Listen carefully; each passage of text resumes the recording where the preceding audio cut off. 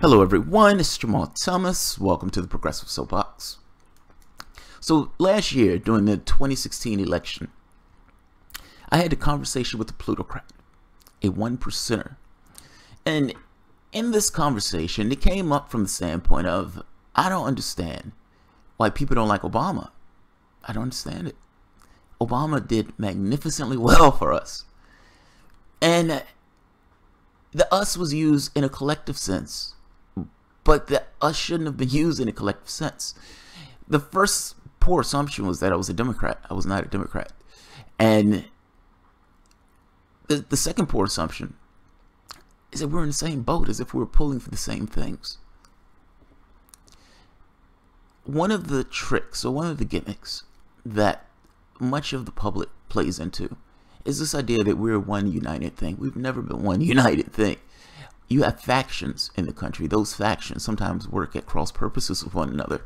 Now, Democratic Party goes with this recent idea of being a big tent. The goal of the party, no party, should be a big tent.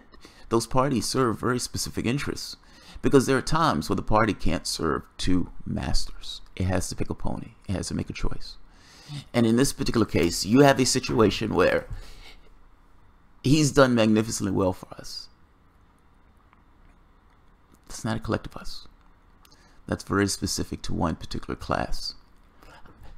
This was followed up with, I don't think I could sell Bernie Sanders, but Hillary Clinton. Yeah, Hillary Clinton. To which I was like, yeah, I don't really need you to sell Bernie Sanders. And I have no expectation of us going for the same person on this. We're in a different class. The issue here, the conversation that needs to be had, is about class. Democratic donors pay them to shut the hell up about issues of class. Now, you explain to me, parties are not supposed to be big tents. Democratic Party likes to say this. Every time they say it, I think to myself, that means you're fucking bought. They're not supposed to be big tents. They're supposed to serve specific interests. Meaning, if you have elements in a party that serve competing interests, who's going to win out in that competing interest? And if one specific side tends to continuously win out, then you don't have a big tent. You have big tent uses propaganda in order to kind of cover and paper over this idea that these elements are bought and the other elements of your party are held captive because they're terrified of the other guys. When the Princeton did the study, they looked at it and say, what is the percentage of the public will that's effected through the political apparatus? A statistical blip. Meaning what I and the other people in the 99th percentile wanted in regards to politics amounted to statistical noise. What the one percenter who's telling me that we're in the same tent, what he wanted, however, was effected through the political apparatus. This is not a big tent. Democrats don't talk about class because Democrats are paid not to talk about class. If they bring up class, their donors are going to shut their pockets, just like that no-net guy who's on MSNBC snarling angry that they brought up issues of class. You know who's going to talk about class? Bernie Sanders. You know who's not paid by that 1%? Bernie Sanders. Now, he's going to make this argument that the Democratic Party has long given up. They've long given that argument up. And when he makes that argument, what I would guarantee you is that it will be receptive. He is the most popular senator in the United States, most popular politician. And you would think that if the Democratic Party really wanted to win, they would look at what he was saying and say, hey, that's a winning message. That's a winning message. Let's hop on that particular message. Now, either they're functionally insane, or they have other reasons that they don't hop on that particular message. I would wager, or I will put forth to you, that the reason is what Clobber said. I will shut my wallet. The other Republican comes out, says something very similar. They said, don't call us if you don't get this tax bill done. Lose our phone numbers. You have a political apparatus that's bought. The one percenter who's telling me that we're in the exact same tent gets his will affected through the political apparatus. Me and everyone else that works at that particular establishment, and pretty much the 99% of the population, do not. There is no big tent. one side is getting represented and the other side is not. The best that one side gets is apathy. And that's the best they get.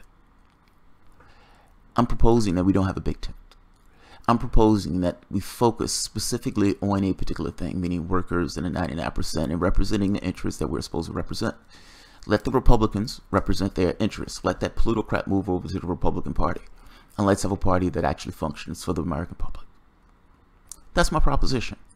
Now, if that's not the Democratic Party, then that needs to be another party. Because right now, the will of the public is not exerted at all through the political apparatus.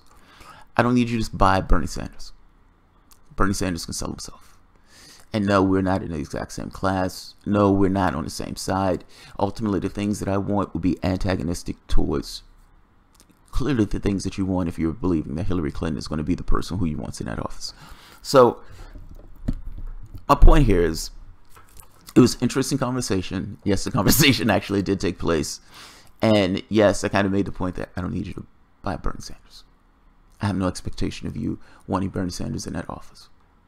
Zero. We're not on the same side. We're not pulling in the same direction. And the gimmick and the trick that's been used to hoodwink the American public to put class off the table is going to be broken when Bernie Sanders runs again in 2020. And imagine the situation. Think of all the people who, they use this term woke, or like they woke up. They broke out of a trance. Like, holy shit, that guy's right. Holy shit, that guy's right.